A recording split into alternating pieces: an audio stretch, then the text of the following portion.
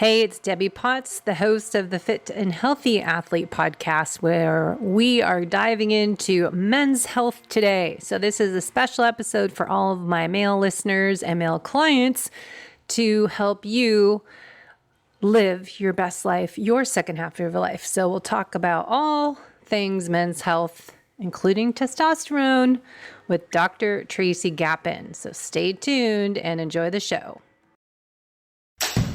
Welcome to the Low Carb Athlete Podcast, where we focus on discussing topics to help you burn fat, optimize health, and improve performance in life and sports. Transform the whole you from the inside out with the holistic method. Let's dive in. Here's your host, Debbie Potts. Hey, are you an aging athlete?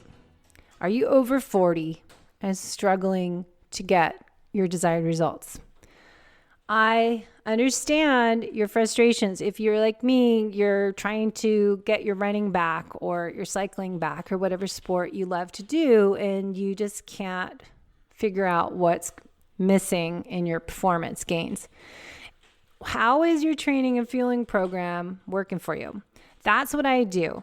I personalize your nutrition and health program for you based on a bunch of different things. We collect data, collect clues from nutritional therapy assessment, from a food log with symptoms.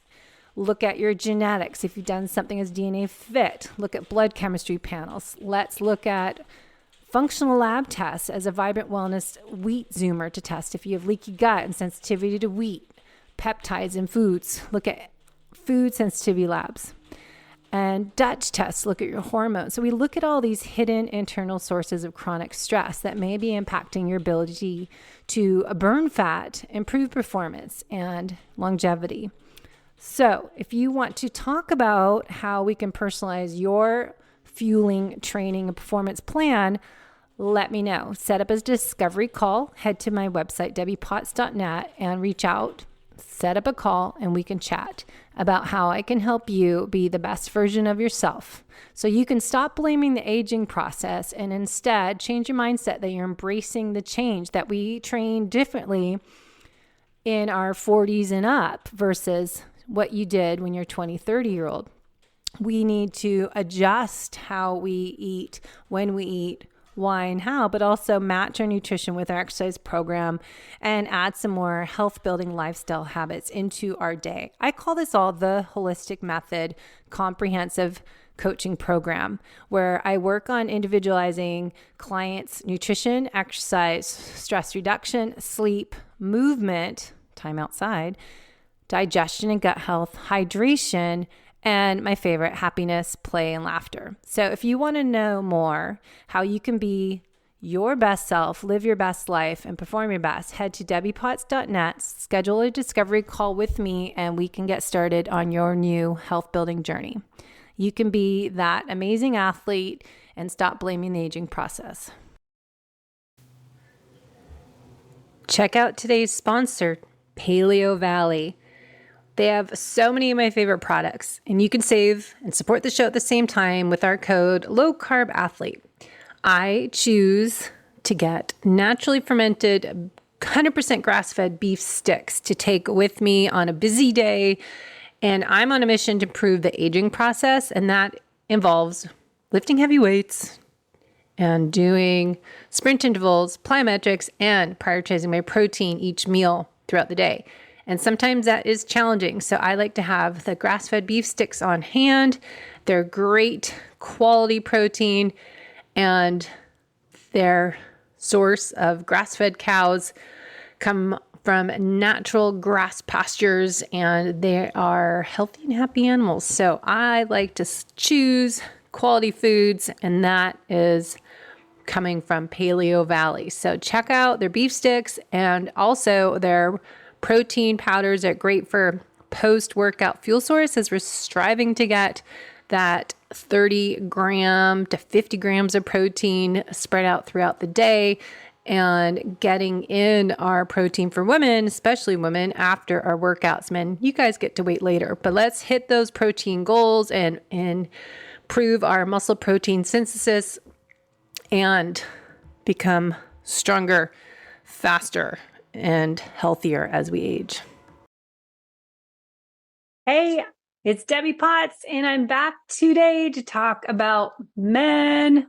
Men get attention today instead of the female athlete. We're talking about the male athlete with Dr. Tracy Gapin. So we're going to talk about his three-pronged approach to health, a holistic approach to optimizing hormones. We're going to talk about testosterone, how to improve your aging process for the male athlete. So stay tuned. Let me bring on Dr. Tracy, and you can send in your questions. Put a comment in the link below in the YouTube channel or to the podcast app, or email me via my website, debbiepotts.net, and we can ask him for a follow-up interview, because I'm sure you'll have lots of questions after listening to Dr. Tracy. All right, here we go. Okay, guys, and literally guys, we've got Dr. Tracy Gapin on. Special treat for my male athletes, because I have so many male listeners, and I've been talking, because I'm a female menopausal athlete, but there's so many male athletes struggling with fatigue and just really not figuring out what to do to improve the aging process. So I reached back out to the expert in more of the holistic approach to aging and to performance and health in all areas, Dr. Tracy Gapin. Thank you for sharing your time with us today. You got it, Debbie. Glad to be here with you. Well, let's kind of talk about, I'll link the interview we did last year, but about men's hormones, because there's so much attention, as I just said, women's estrogen and progesterone. But what about men? Why do men need help too?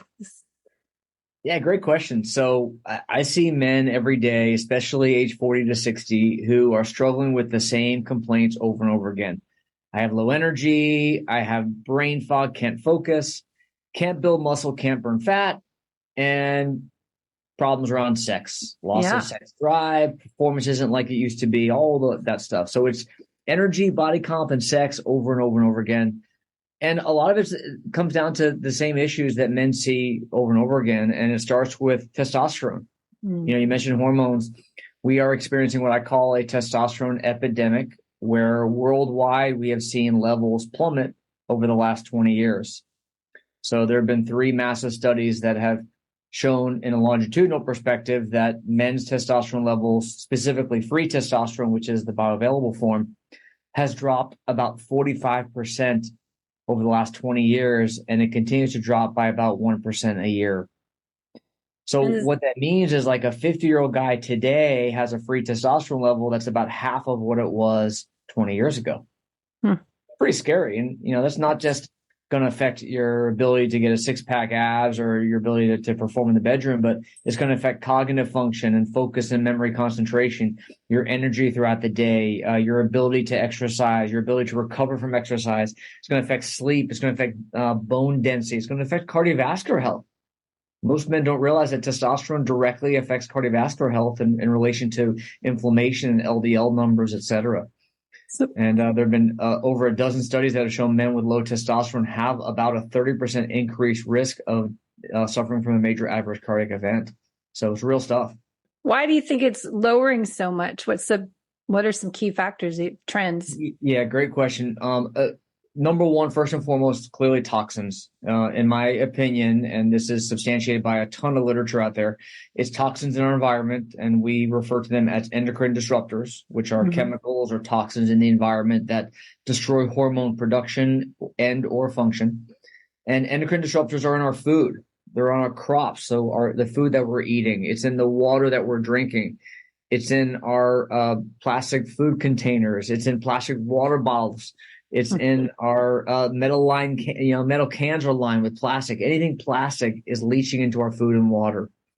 We can look at our personal care products like deodorant and sunscreen and laundry detergent and soap, shampoo, etc. And all of the chemicals that are surrounding us. I like to say that we're in a soup of endocrine disruption on a daily basis. And so, in my opinion, Debbie, that's really the biggest culprit. Certainly poor nutrition comes into play, certainly stress, certainly poor sleep, Certainly, sedentary lifestyle, all those will definitely affect that as well. But I believe that toxins are first and foremost when it comes to culprit. And those are so easy to fix. Right? Right. I mean, if you can just work them, what you put on your mouth or put on your body, your skin is the mouth. So I started to say, but the one thing I thought of, I see this all the time, just it's kind of end of summer here, but the plastic bottles, I got mad. My parents would have their plastic water bottles sitting in their car. Oh, we've got our water. But it was, they're in Palm Desert and it's 90 degrees, 100 degrees, and they don't realize the plastic. So people that are using plastic bottles still, and they carry them around the hot weather, leave them in their car. Yeah. Even more toxic, I always think. Absolutely. Yeah, so for sure.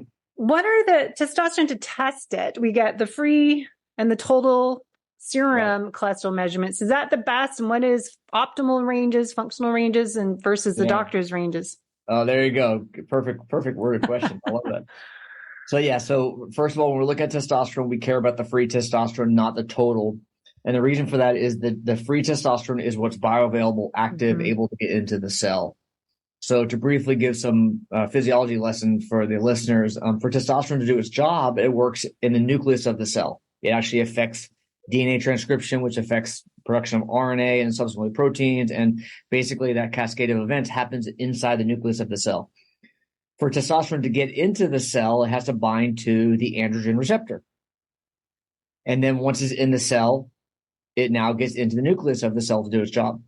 So the key is that androgen receptor. If testosterone is bound to other proteins in the bloodstream, proteins like SHBG, which it stands for sex hormone binding globulin, then testosterone can no longer bind to that androgen receptor and get into the cell. Okay, rather than this nice small little molecule, it's this big fluffy molecule attached to this big protein. It can't do anything. It's rendered useless. And so that's why free testosterone is where it's at. Free testosterone is what matters. I see guys come in with terrible symptoms associated with low T, and their total is perfect, but their free is very low because all that binding of proteins to testosterone. So first of all, we care about free. And to answer your question of what's our target level, typically I'm looking for around 20 to 30 picograms per deciliter. Okay, 20 to 30 is the goal. Now, depending on the lab you're using, sometimes that scale may be up by a factor of 10. So it may be 200 to 300, depending on, again, which lab you're using. So, and I think I said deciliter, it's picograms per milliliter. I want to correct it. Picograms per milliliter is the measurement there. And so that's the free testosterone measurement that we're looking for. Most guys that come in off the street, when we first test them, they'll have a free of like 5 or 6 or 7, like a third, a fourth of where it needs to be. And so, so that's where our goal is for free testosterone. Now, the problem with that is when you go to your regular doctor, they're going to tell you, yeah, you're fine. You're normal. God, I hate that phrase normal. I know. I think last year we talked about that. I hate the phrase normal because what the doctor's doing, and this is how I was trained in medical school and how all medical doctors are taught this, is you look at the right side of the sheet there, the lab slip, and you'll see the reference range. And the reference range is assumed to be the normal range by all doctors. And for a lot of the labs, it is. There's not much variation. Sodium levels, potassium levels, that's pretty spot on. But the problem is how that reference range is calculated. It is simply the average. So LabCorp, Quest, et cetera, they will do 1 billion testosterone levels this year, and they'll simply average it. And they'll say, what is the average or the median of all those testosterone levels they've drawn? And then they will statistically look to standard deviations on either side of that average. Think of like a bell curve, like everything else in this world. And there's your range. There's your reference range. It's simply the average of all the labs that they're seeing. And the idea there is they think that your number should be in line with everybody else, average, which makes sense. Yeah. The big problem is the fact that where we started this conversation was the fact that those 3 massive longitudinal studies have shown that levels have plummeted by almost 50% in 20 years. And so that entire bell curve, if you understand that whole bell curve has shifted to the left down by 50%. Because it's the average. It's the average, exactly. And so what we are seeing is that every year, LabCorp is going to adjust the reference range. Quest will adjust the reference range to match the average of the population, which we know is declining. And it gives doctors and thus the population a false sense of security that your numbers are fine when they're freaking not. So Isn't that with all the labs though? Is that everything is done that way? Or is it just more hormones? All labs are done that way, but it's not really a problem for most labs because you look at things like sodium level, potassium, or other fairly stable molecule levels like that. That's not going to change from decade to decade. There's no major decline in sodium levels or anything like that. But hormones, there are for sure. Yeah, that's what I mean. The hormone levels. That's right. Testosterone, DHEA, thyroid, all these levels are declining year after year, and that just affects the average of the population, which resets that range. And what for women, do you know the ranges for women, just in case they're listening, what they should look for? Do you know the numbers? I'm gonna not give you incorrect numbers there because I want to be clear. I have a team around me. I have an amazing nurse practitioner and PA who work with all the women, and they're incredible. I stay in my lane with the men. Yeah, and so as you should. I'm gonna defer on answering that one. I can answer that for you. Okay. Yeah, I find that is a struggle. Getting the hormones, like I just went to my doctor last week and got her to test all this stuff. And then I just spent yesterday actually, or the weekend, looking at what their ranges are and put them in our functional ranges. And then looking at if they're higher or lower, what those are clues towards and correlate that with a client's symptoms or myself that, okay, I even get people seeing integrated medicine doctors who are still using these optimal ranges, not the optimal functional medicine ranges. So I feel like there's a lot of people still out there not looking at the whole picture and just saying, okay, this is low, take that. So what other labs are you looking at? Are you just looking at testosterone? You don't just give them testosterone and send them off. No, you're exactly right. And there's to your point, is so powerful, this growing awareness of the fact that we need more. And I spent 20 plus years in traditional medicine and traditional healthcare as a urologist, and I experienced firsthand how we don't have a lot of tools in our toolbox for people who have those complaints I mentioned before: energy, body comp, sex. And so it's understanding how do we dive deeper and do some more advanced diagnostics for sure is the answer. No, I don't just do testosterone. And, while I like to start with testosterone because we're experiencing an epidemic there, that to me is really just the foundation, just the starting point. Mm-hmm. We have, I like to emphasize, over 50 hormones in our body, 50. Wow. And they all interact together. And by just looking at testosterone, you're not going to get anywhere. And it kills me when I see these testosterone clinics where for, $75, go get a testosterone shot. You're solving nothing by doing that. Because when you're suffering with low T, we talked about endocrine disruptors and stress and sleep and nutrition and all this other stuff that comes into play. All those things are not just affecting testosterone, right? Mm-hmm. They're affecting DHEA and cortisol and insulin. It's affecting vitamin D, nitric oxide, estradiol levels. It goes on and on and on. And so I believe that the foundation is correcting hormones before I really move on to anything else. Mm. And so the lab testing I do, Debbie, it's a lot of hormones, looking at thyroid, specifically free T3, free T4, looking at DHEA, specifically DHEA sulfate, which is a sulfated active form of DHEA. It's looking at things like markers of blood sugar regulation. So fasting insulin is really important. Hemoglobin A1C can give you a longer term perspective there. Looking at markers of inflammation, CRP, homocysteine is a functional marker, looking at micronutrient levels, B complex, vitamins, B12, folate kind of stuff. Looking at advanced lipid markers, vascular inflammatory markers. LP-PLA2 is really great for looking at vascular inflammation. Myeloperoxidase. Looking at cardiovascular health, LDL cholesterol gets all the attention, but there are two markers that are so much more important. One is ApoB, apolipoprotein B, and the other is LDL-P, which is LDL particle number. And we know from studies, Framingham study showed us that it's not how much cholesterol you have, it's how many lipoproteins are carrying that cholesterol that really matters. It's the particle number, particle count that's so much more impactful than the actual cholesterol number. So it's putting all these together and I like to call it finding blind spots to find out what's going on under the surface that you don't even realize it, that are really affecting things. Yeah, well, that's what I just find so fascinating, how many people get testosterone supplements and they don't really see that it's just like thyroid. They have low thyroid and they just measured the TSH, for example, and now the doctor gave them thyroid medication. Oh, that's going to solve all these problems, but they still have problems.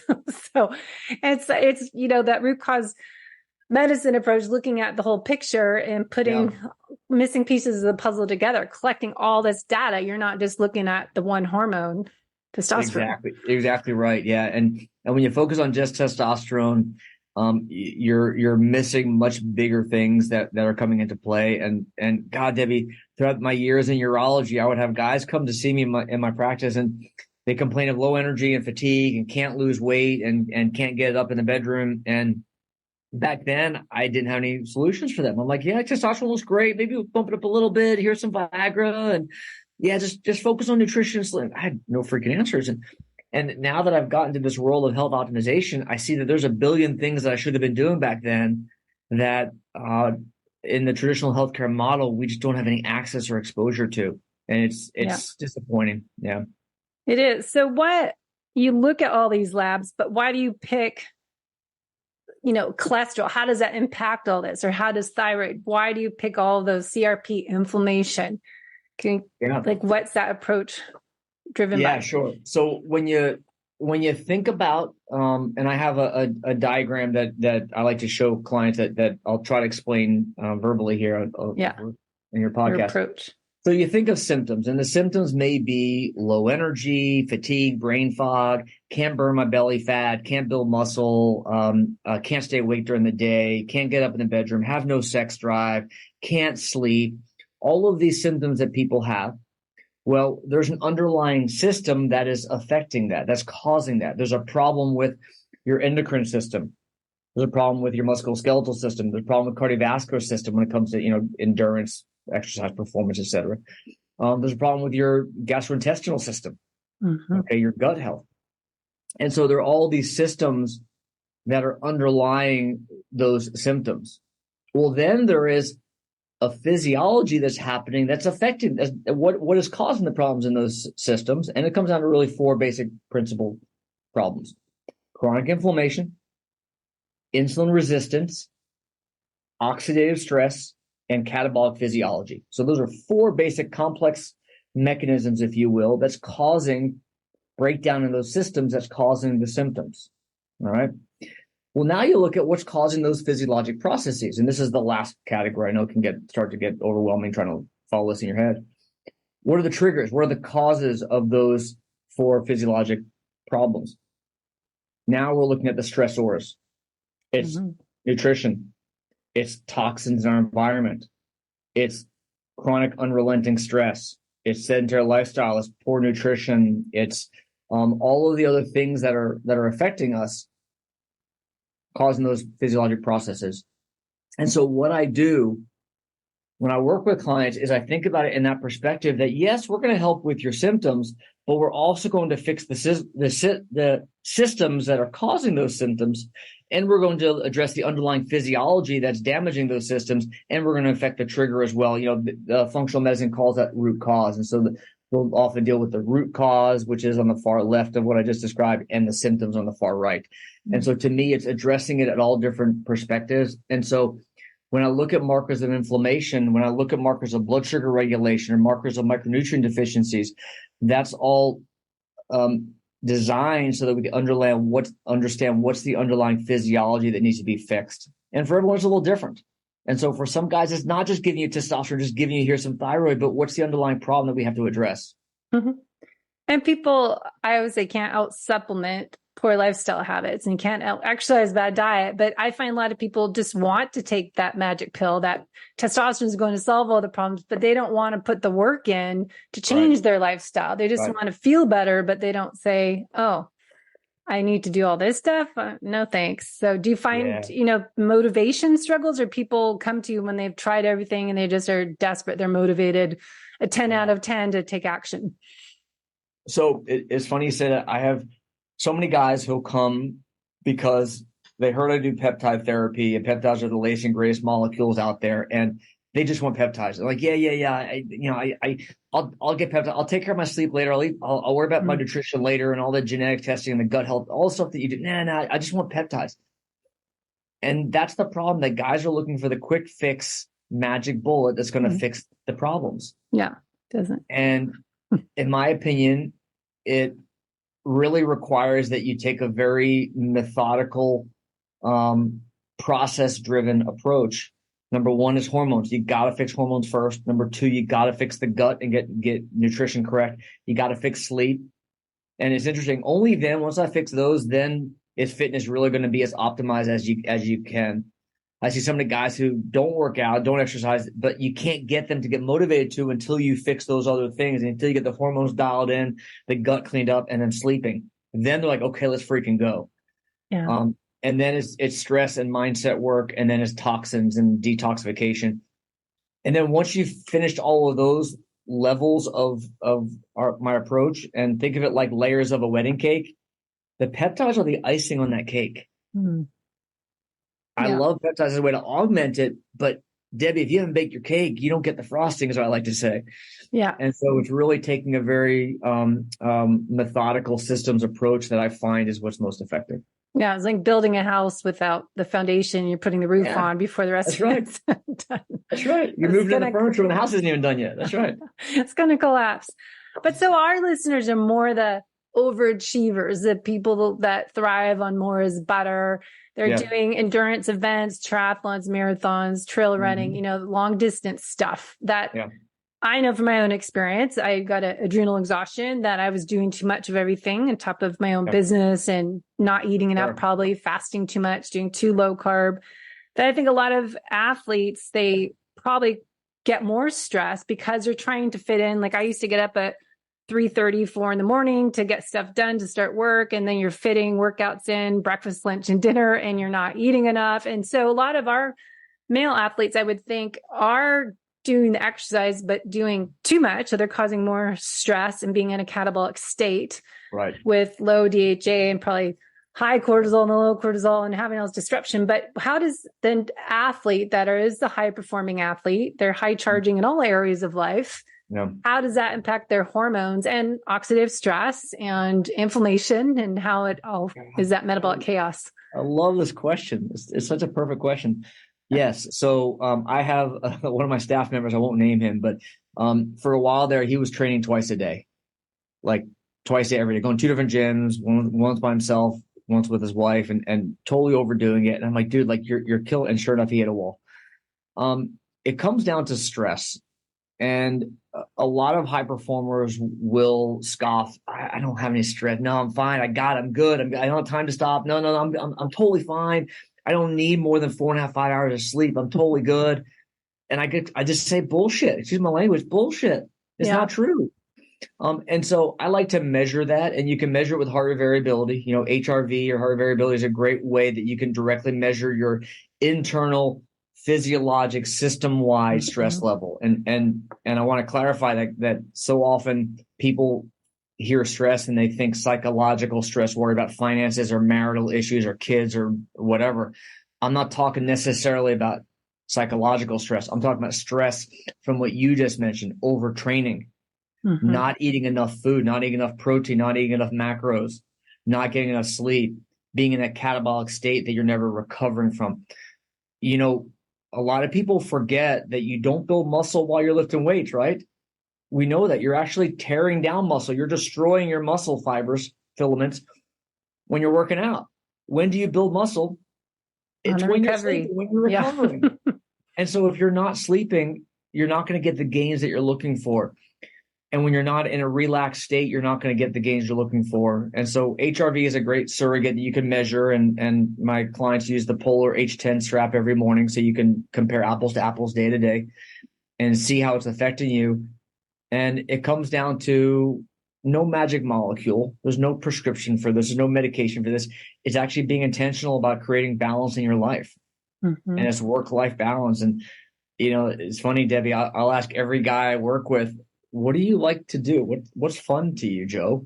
Yeah. I love building my business. No. Come on, dude. What do you like to do? Yeah, I just love it. I love to just, work with my team and help grow the business. And I'm like, Come on. Or I'll hear, yeah, I just love to be a dad and be with my kids. Like being a dad's my why, but what do I love to do? It's tennis and golf and other fun sports like that outside. Mm-hmm. And so it's finding balance that I think is so important that gets lost. Yeah.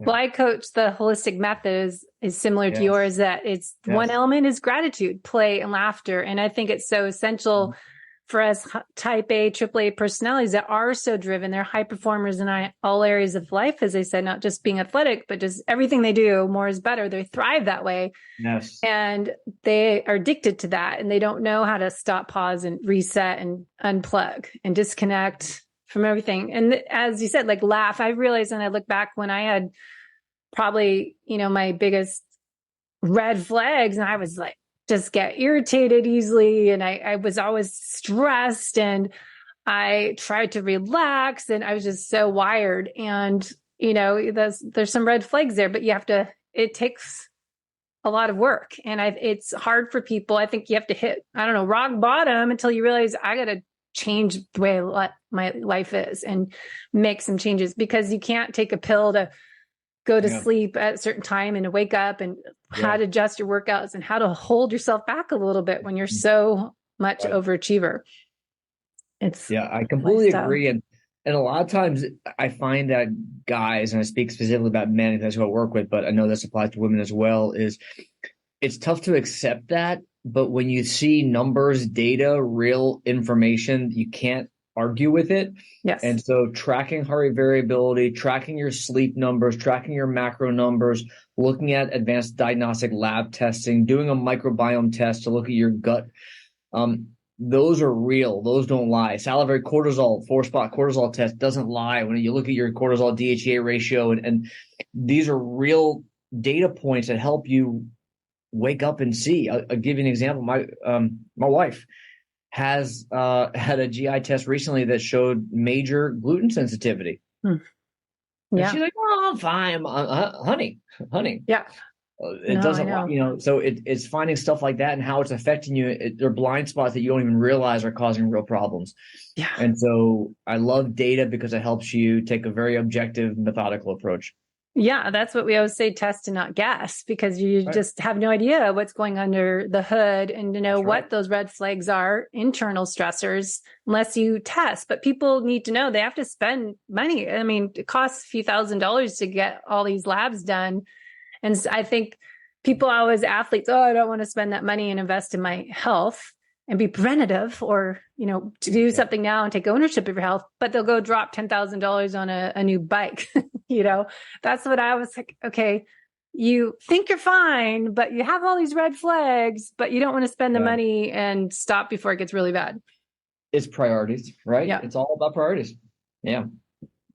Because I think, seeing those lab results are what will motivate you that, oh crap, I'm doing it too much. And I think you have to get the labs to realize, oh my gosh, I cannot do wheat. I did the Vibrant Wellness Wheat Zoomer, and I was off the chart, and I don't feel like, if I have wheats once in a while, but I didn't feel bad. But certain foods, I'll get a headache in 5 seconds. So I just think, oh my gosh, I'm going to get Alzheimer's or Parkinson's or some brain issue as I get older if I don't change what I'm doing. So I always say, what you're doing now at 40 to 60 years old to help your future self. No, don't wait till you're have all these problems. And as I see my mom and everyone at 80 something going, okay, that is so much of our choices we can make now to take ownership of our future self, how we're going to be living our life when we're retired and able to do stuff, travel the world and not be in a wheelchair or be, struggling, stepping up over a curb and climbing stairs.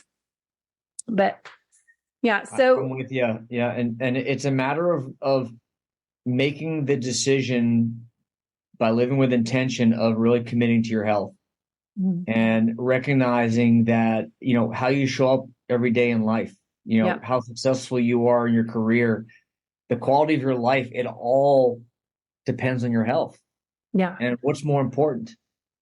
Well, and I think what you're saying is doing more personalized medicine, personalized approach to helping people figure out what is best for them. So the nutrition part is very confusing out there. There's a whole battle of keto, carnivore, animal-based to plant-based. And, Right. I was just say, eat real food that balances your blood sugar. But what are you doing to help people with nutrition, or do you work on that with them, and fasting and fueling? We do a lot of work with them, and I have a team of functional coaches that help. But I know you do amazing work in this area as well. So I want to give kudos to you and all the work that you're doing to work to share content to the masses as well as work with individuals. So I first want to recognize that. But my approach is there's a general approach that everybody should be following, and then there's some very individualized recommendations and guidelines. From a general approach, most people eat too much crap. They don't eat enough protein. And so it's being really clear on, first of all, just what are you eating? And without knowing anything about your genetics, anything about your gut testing, anything about labs, nothing, is just start tracking your intake. Mm-hmm. And you can use Chronometer, you can use MyFitnessPal, there are a bunch of different apps out there, but simply start to track your intake. And you'd be surprised, first of all, how much carbs you're eating. Most people eat way too many carbs, especially in relation to protein. So that's the first thing that people can look at. And a number that you can aim for is, about 0.85 or so grams of protein per body weight is a general guideline. Sometimes more than that, sometimes less, but somewhere around there is going to be a good target for you. And what most people will find is by doing nothing but increasing their protein intake and decreasing carbs, they start to see major changes just by doing that and nothing else. Yeah. Most people don't drink enough water. Massively increasing your water intake, doing nothing else can have a big impact. So focusing on macros, focusing on real clean food, without even talking about whether you're vegan, carnivore, paleo, Mediterranean, whatever kind of diet. We're just talking about simply increasing protein, decreasing carbs, and looking at what ratio you're eating them at. What's your total caloric intake? Are you drinking enough water? And are you eating clean, real, whole quality food, preferably organic? Just that alone, everybody should be doing, right? Mm-hmm. Eating fresh fruits and vegetables, eating fresh, lean meats if you're eating meats, eating, clean, wild-caught salmon, other fish, for example. That's first and foremost. Then it comes down to the individualization. And what you brought up is, how do you individualize it? First of all, you're looking at based on their basal metabolic rate and what their goals are, what should their daily caloric intake be? From there, I can use genetics to understand what's the optimal macronutrient ratio you should be at. And then we can calculate exactly how many grams of carbs, protein, and fat you should be eating on a daily basis. So that gives you macro ratios.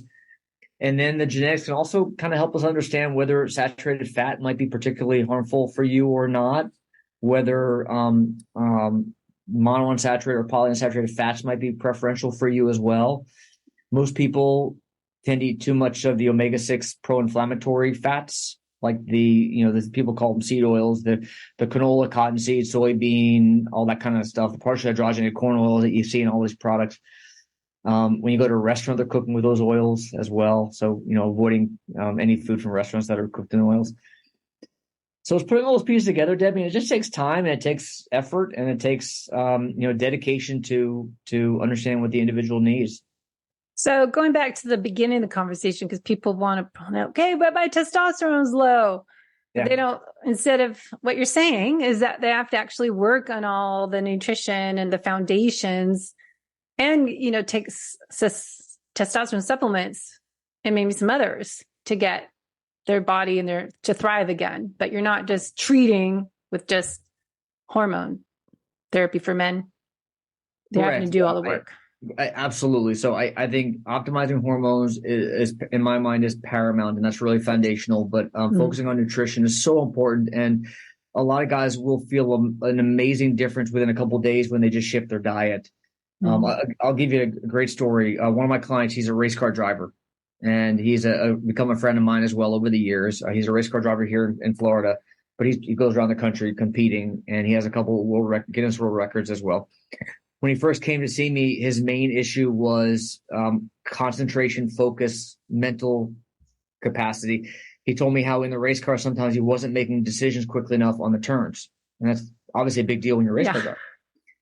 We found he had some more testosterone issues, of course, some other hormones that we corrected. And then we found some major issues in his microbiome, on gut testing. And that led us to food sensitivity testing. And he had two massive sensitivities on his testing: bananas and coffee. Mm.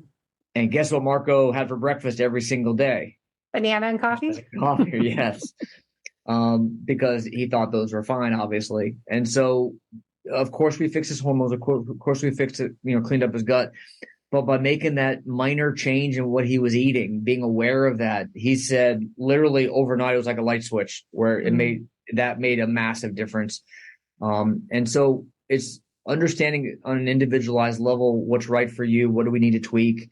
I'm not against any specific diet. I am all for what's the right diet for you. And that's going to be different than the person next to you. So if people want to improve testosterone levels, exercise, what ways, fasting, what are the other tricks besides taking testosterone raises testosterone? Sure. Yeah. So there are some natural ways that you can boost testosterone levels with an asterisk. I'll get to the asterisk at the end. Some of the best ways to boost testosterone levels are, number one, sleep. So improving sleep quality, getting at least 7.5 hours of sleep, getting at least an hour of deep sleep, 2 hours of REM sleep is really critical. There was a powerful study out of University of Colorado, maybe almost 10 years ago now, that found that when they took college kids and kept them up all night, sleep deprivation for one day, their testosterone level dropped in half in just one night. And so all these high performers who are chronically sleep deprived, it has a massive effect on their T levels. So improving sleep first and foremost.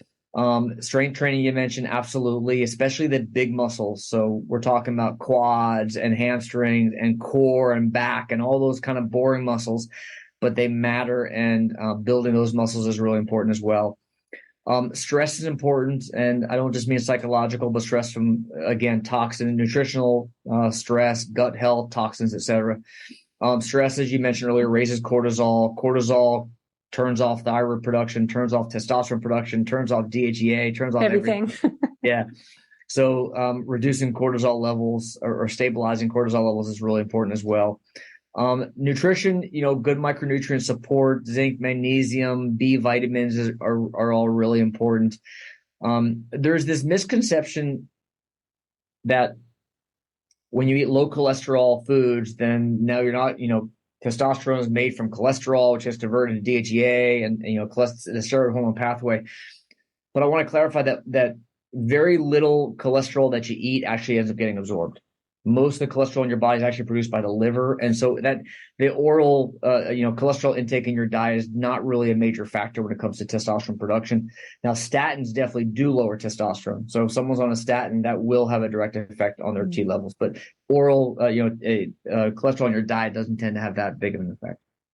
So all those are natural ways that we can boost testosterone, improving quality of sleep, improving our nutrition, improving our stress, improving our fitness. However, in my 25 plus year career, I have really never seen a massive improvement in testosterone levels to the point that you still don't need something else as well in addition. Meaning, I mentioned earlier that most guys I see will come in and their free testosterone level, guy off the street will have a free T of 5 or 7, and we want that to be up to 20. If I take a guy with a free T of 5 and I work on all the natural things we just talked about, 3 months later, that 5 may be 7.5, 8. Yay. Again, we need it to be up to like 20. 20, yeah. Yeah. So if a guy is at like 16, yeah, natural approaches can get you there. You're almost there. Let's improve it. Let's find a way to optimize it, get it better, 100%. Unfortunately, most guys that come in with T levels that are that low, we're dealing with years and years of endocrine disruption, years and years of crummy lifestyle, and we're even dealing with decades and generations worth of epigenetic effects on testosterone production. So think about this. This is pretty powerful. Back in the 1940s, women were given DES, synthetic estrogen, because it was believed that it would reduce the incidence of premature labor, miscarriages, premature labors. Well, what they found and what made them stop giving DES was that the offspring of those women were having a massively increased risk of clear cell vaginal cancer. And what they found was it was an epigenetic effect. Epigenetic means above the genes. We're talking about marks on your DNA that are affecting future offspring. And so we think about the environmental toxins that we're exposed to on a daily basis and minimizing those exposures to reduce the effect on hormones, et cetera. However, what has likely happened is our grandparents were exposed to toxins. It affected their DNA. That got passed down through germ lines to our parents, got passed on to us. We'll pass it down to our children. And so some of it we can control in our lifestyle, but a lot of it is unfortunately transgenerational epigenetics, they call it, which means that we're dealing with the effects of generations past as well. That's Dr. Elizabeth Bright wrote a great book for women that explained the whole history of that. And you never hear those stories before, how menopause was created and all these synthetic hormones and where it started from back then. It's crazy. It's scary. Yeah. But yeah, you don't realize that the female actually is the one that gets pregnant and the men come from a mother. So you don't realize that what they have will pass on to the male, even though. Absolutely. Absolutely right. You get it from your mother. So going back to something you said, statin drugs. Have you ever had someone that because you're a doctor, you can maybe adjust the statin drugs to get them off of it to improve their testosterone? Have you seen any big changes? Because I know so many people are given statins. Yeah. So I am in general always trying to get my clients off statins. And so, why someone on a statin is to help them live longer, to prevent cardiovascular disease, risk of a heart attack, stroke. I get it. However, there are so many other issues that are at play besides LDL numbers. Most importantly, blood sugar regulation, insulin resistance, hormones. When you correct testosterone and when you correct insulin resistance, that alone will have a massive impact on your LDL numbers. Just that alone. When you dial in your nutrition based on your genetics, that can have a massive impact on your LDL as well. All that being said, let's say someone still has high cholesterol, LDL specifically numbers. There are tests that we can do to understand if a statin is even the right drug for you. Because a lot of people, their cholesterol, specifically LDL, is elevated for reasons that statins do not treat, do not fix, cannot lower. And so they are, in my opinion, my professional opinion, they are overused. There is a knee-jerk reaction in general by so many primary care doctors that high LDL equals statin. Yeah. And that's a big problem. Yeah. They need to listen to Dave Feldman's research, his studies, and look into that and look at why. Because I know someone that's on statins and their doctor kind of is, I don't know, they believe that lower the better it is. And of cholesterol, that's like, you need cholesterol. Lower zero is not good. That you do need that Goldilocks effect for everything, the right balance, to create that positive outcome. But it's amazing how many people are just statins, and how it impacts so many other things. There are a lot of ways to lower LDL better than statins, and I would employ all those other approaches first. But I want to, again, just briefly emphasize that think of cholesterol is carried in little submarines floating around your body called lipoproteins, LDL, HDL, for example. And it's not LDL cholesterol is the amount of cholesterol in those lipoproteins that are being carried around. It's the concentration of cholesterol. It's not the concentration of cholesterol matters. It's the number of submarines. It's the number of submarines, the LDL-P, that really matters more than the actual total cholesterol itself. Good analogy. Good. And one of the best ways to lower LDL-P, testosterone. To take testosterone or increase your testosterone? To boost your testosterone. That's right. Yeah. So there's so many other testosterone questions. I wanted to touch on peptides. I'm going to run out of time as usual, but the testosterone, how long do you keep them on supplementing with a testosterone hormone? Do you retest them 6 months? And how do you know when to take them off of it so they're not always on it? Or what are your thoughts? So someone has started testosterone. A guy started testosterone. Why has he started testosterone? He started testosterone because I feel like crap. I have no energy. I have brain fog. I can't focus. I can't concentrate. I have no energy throughout the day. I want to take a nap. I can't build muscle. I can't burn fat. I can't get up. I have low sex drive. And oh, by the way, low T increases my risk of cardiovascular disease. Okay. So because of all that stuff, he had lab testing, which showed his testosterone level was low. And perhaps he tried natural approaches for a little while, a couple months, 3 months, 6 months. Didn't work, of course, to get his free T from 5 up to where it needs to be. So it's still 7. Now that guy needs his testosterone levels where it needs to be, one way or the other. Okay. And so what typically happens is we prescribe testosterone therapy. The downsides to testosterone therapy are negligible. Yes, you can get some breast tenderness, breast enlargement. That's typically managed by just correcting estrogen levels that can get affected by testosterone. Yes, you can get some lower extremity swelling. Again, that's typically because of the estrogen effects that we can control. But typically what guys will feel when they start testosterone therapy and get their testosterone levels, not to be Superman, but to be a man. So I'm trying to get your testosterone level from, your free T from 7 to 22, not to 50 like some of the bodybuilders are. That's not our goal. Okay. And that's very different physiology at that level than we are at, again, what our optimal level is. When we fix that testosterone level, the free T up to where it needs to be, what's going to happen? A guy's going to say, I have more energy. I feel alive again. I feel like a man again. I have confidence again. I have mental focus. I can concentrate. I want to go crush life again. I'm now able to work out in the gym again. I'm sleeping better. I'm able to burn fat suddenly. I'm interested in sex again. I'm able to perform in the bedroom again. I feel alive. Like, holy shit, doctor, don't you ever take that testosterone away from me again. Yeah. And that's what happens, Debbie, is what happens is once guys feel the difference, feel how they're supposed to feel, it's not a question of when can I stop it? It's don't you ever take this away from me, doctor. And that's what really happens. And the answer is, in reality, those guys, because of what we talked about, the endocrine disruptors, the transgenerational epigenetics, and everything else that has caused the low T, it's not ever going to get back to where it was, where it needs to be without that support.